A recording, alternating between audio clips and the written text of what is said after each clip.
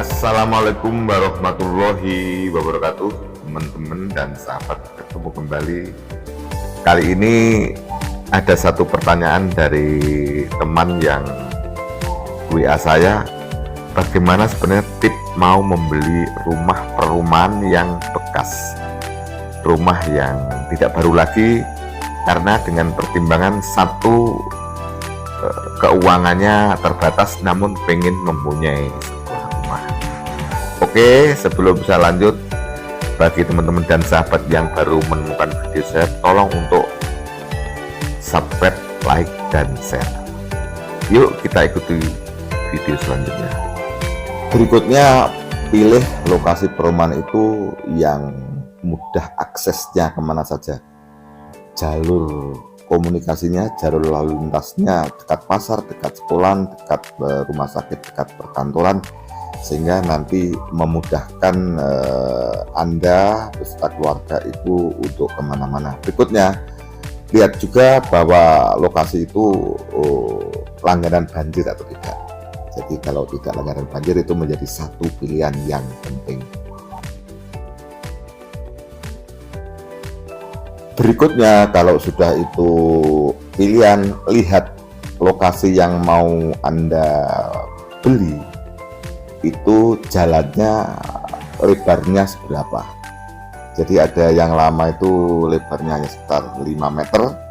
Kemudian dilihat kalau memang tidak terlalu lebar, kebiasaan lingkungan itu menanam bunga-bunga di depan rumah itu keluar dari badan jalan atau tidak, keluar dari badan jalan atau tidak. Kalau membuat pot bunga over itu menjadi kendala, suatu hari Anda punya mobil, punya kendaraan, teman-teman saudara lalu lalang itu juga menjadi faktor kendala. Kalau itu orang-orang tertib, itu juga menjadi pilihan yang direkomendasikan.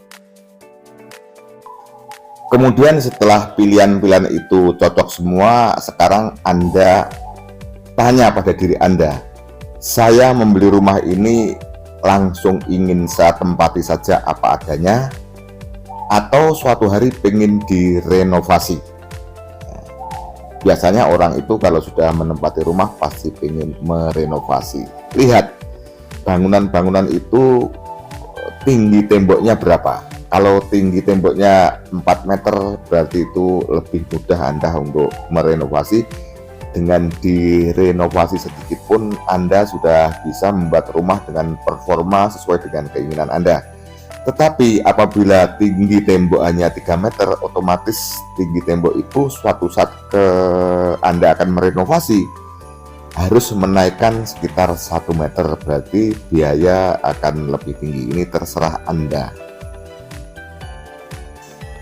Pilihan selanjutnya, tanyakan pada Anda. Setelah membeli rumah itu, membeli rumah karena lokasi yang strategis, atau membeli rumah itu pengennya direnovasi dengan sedemikian rupa sesuai dengan keinginan, atau membeli rumah itu karena keuangan terbatas, pengen yang sudah siap dipakai. Nah, ini ada dua pilihan. Ada rumah-rumah tertentu, namanya rumah perumahan itu kalau misalnya tipe 36 itu banyak yang sudah direnovasi. Tetapi renovasinya ada yang renovasi ala kadarnya, yang penting rumah itu terkesan sudah bagus. Kemudian ada rumah yang masih belum direnovasi sama sekali dan bahkan keadaannya ya kurang bagus secara performa, secara dilihat. Ini tergantung Anda. Kalau Anda ingin suatu saat merenovasi rumah itu lebih bagus sesuai dengan keinginan Anda, karena kalau renovasi yang ada itu biasanya memang hanya ala kadarnya, biasanya tidak akan sesuai dengan selera Anda. Beli saja rumah yang sekalian masih asli, bahkan rumah yang sudah jelek sehingga harganya lebih murah. Misalnya begini, rumah yang hanya direnovasi adanya harganya 250 juta. Itu bisa dipakai, tapi ya renovasinya ya hanya apa adanya, hanya ditempel begitu. Kemudian ada satu lagi perumahan yang masih asli dan bahkan tidak terawat, tapi letaknya strategis, lingkungannya bagus. harganya sekitar 160 sampai 170, sehingga ada selisih harga sekitar 80 juta. Kalau menurut saya, kalau memang suatu hari ingin direnovasi, beli saja yang apa adanya itu, sehingga uang yang selisih sekitar 80 juta itu bisa untuk menambah renovasi. Akhirnya rumah yang Anda tempati, karena Anda sudah menyenangi rumah itu, hanya tambah sedikit untuk biaya renovasi dan sesuai dengan keinginan Anda. Itulah kira-kira teman-teman yang bisa saya sampaikan di video saya ini, karena saya juga pernah mengalami. Suatu hari saya membeli sebuah perumahan, kebetulan pertimbangan saya karena satu, tempatnya strategis, kemudian tidak ada banjir di sana, kemudian karena saya berkeinginan suatu hari segera rumah itu saya renovasi, saya membeli yang harganya murah. Jadi waktu itu rumah-rumah di sekitar yang sudah ditempel-tempel renovasi ala kadarnya itu 250-an juta, saya beli hanya 150 juta. Rumahnya memang ya menurut saya bagus, hanya karena tidak terawat, jadi ada selisih 100 juta.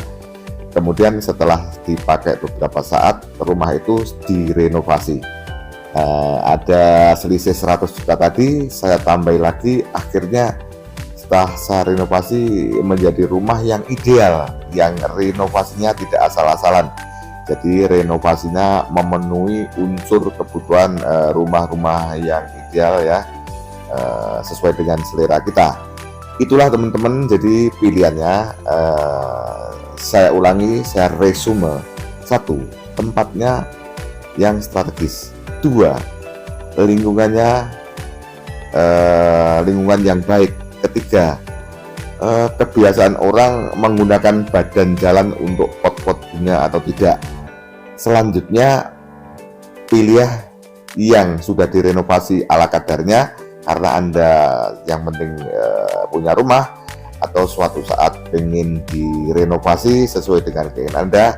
Itulah yang menjadi bahan pertimbangan manakala kita membeli rumah perumahan, karena biasanya rumah perumahan itu kalau sudah dipakai harganya lebih miring, apalagi waktu itu yang punya rumah butuh uang, biasanya harganya sangat terjangkau.